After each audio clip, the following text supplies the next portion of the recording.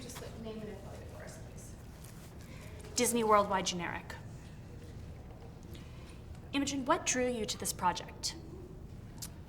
I would say Aaron Paul was the big draw because we just had done a movie together in London, and he was in talks to star in this film, and he reached out and said, "Is it something you'd consider?" And I would say he certainly was an element that made me very intrigued about it. And so it's an interesting choice for you because, if I understand it, you'd never driven a car before this. So not only are you in a car movie, but you also had to learn to drive and then some. Can you tell us about that, please? So starring in Need for Speed without a driver's license is sort of horrendously ironic, maybe in a great way actually, but it wasn't too bad. Like it wasn't detrimental to the making of the movie. Aaron certainly had more to do than I did. It's more just doing press for the film. People are like, what? So there's that side of it. And it sounds like you had a previous relationship with Aaron in terms of a friendship, and we see that friendship grow in the film with your relationship with Julia and Toby. Can you tell us how that relationship develops? Yeah, so, well, first, starting from a really great place was that Aaron and I were really close friends prior to the movie, prior to Need for Speed, after having done another film together. So you start off from that place and you feel totally at ease around somebody and you trust them, and therefore you're able to make choices in terms of your characters that are really vulnerable maybe, and the chemistry with him comes pretty naturally. He's such a charismatic guy and really, really funny and caring, and so it was great to be in another picture together.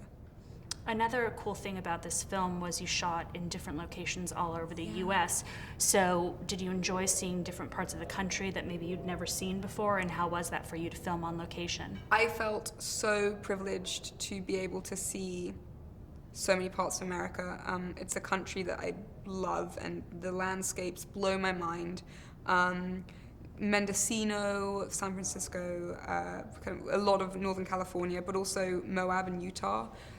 Moab was extraordinary. I'd never seen anything like it before, and it was very much an out-of-body experience when you're standing alone looking at this landscape. And I was grateful every day to be able to see these things, you know.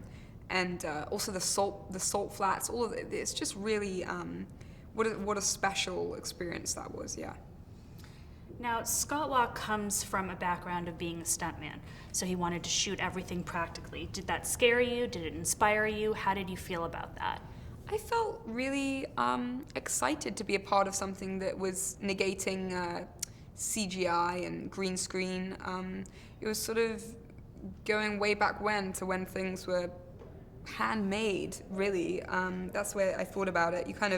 You look at something like Butch Cassidy and the Sundance Kid, a film like that, and even going back to like the westerns, and there's something really fantastic and raw and real about knowing that, okay, maybe these characters aren't going to run up a wall onto a ceiling, but that's okay because what's happening is still possible, you know.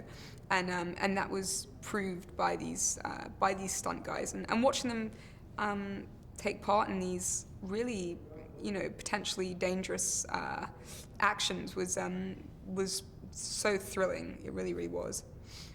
What would you say you enjoyed most about making the film? Was it being part of the whole practical stunts, or was it being involved in the story? I think I really relished, first of all, the experience of seeing so much of America and seeing these landscapes. That was something that every single day I was absorbing as much as I could.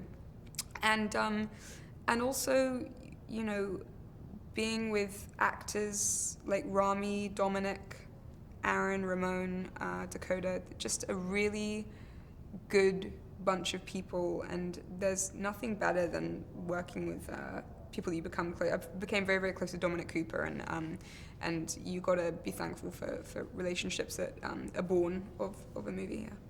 What do you think audiences are going to take away from the film? What do you think they'll experience when they see it? I think they'll experience something very authentic and old school, not in a dated way, hopefully, but in a kind of admiring the sort of qualities that make action films so exciting, which is the fact that things could be possible, and knowing perhaps or not knowing that these things happen kind of in the moment. But hopefully they'll have a lot of fun watching it. You know, it's a movie about cars.